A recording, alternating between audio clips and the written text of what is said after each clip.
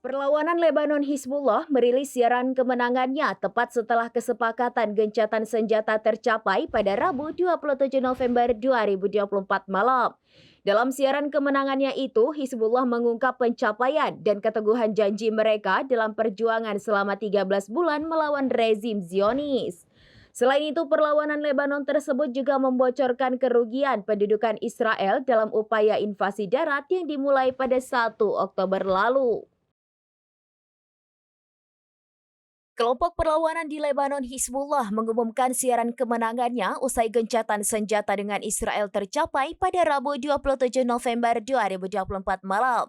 Dalam siaran kemenangannya itu, Hizbullah merinci operasi, pencapaian, janji dan sumpah pengabdian abadi, serta kesetiaannya pada tujuan yang adil dan perjuangan untuk pembebasan. Sebagai front dukungan untuk Gaza dan kemudian pertahanannya atas wilayah Lebanon di tengah agresi Israel skala besar, Hizbullah mengklaim telah menyelesaikan jalannya atau meraih kemenangan. Melansir Al-Mayadin pada Kamis 28 November 2024, Hizbullah mengatakan pihaknya telah memenuhi perintah Sayyid Hasan Nasrallah yang telah syahid dan kini obor kepemimpinannya diteruskan oleh Naim Qassem. Dalam siarannya itu, Hizbullah membuktikan bahwa perlawanan tetap teguh dalam janji dan perjuangannya selama lebih dari 13 bulan. Perlawanan mengungkap akhirnya mereka mampu mencapai kemenangan melawan rezim militer Israel yang sedang berkhayal, di mana dalam 13 bulan pertempuran yang bahkan merenggut banyak nyawa dari pejuang Lebanon sama sekali tidak melemahkan maupun mematahkan tekad Hizbullah. Selain mengumumkan pencapaian mereka dalam siaran kemenangannya itu, Hizbullah juga membocorkan total kerugian yang diderita Israel di Lebanon. Sejak awal invasi darat pendudukan Israel pada tanggal 1 Oktober 2024 lalu, lebih dari 130 tentara Israel tewas dan lebih dari 1.250 orang terluka.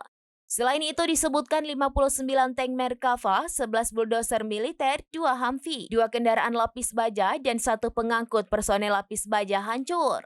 Kerugian Israel juga meliputi 6 drone Hermes 450, 2 drone Hermes 900, dan 2 quadcopter yang berhasil ditembak jatuh oleh Hizbullah. Lebih lanjut, Hizbullah menambahkan jumlah korban dan kerugian Israel tersebut tidak termasuk di pangkalan militer, lokasi, permukiman, dan kota-kota yang diduduki.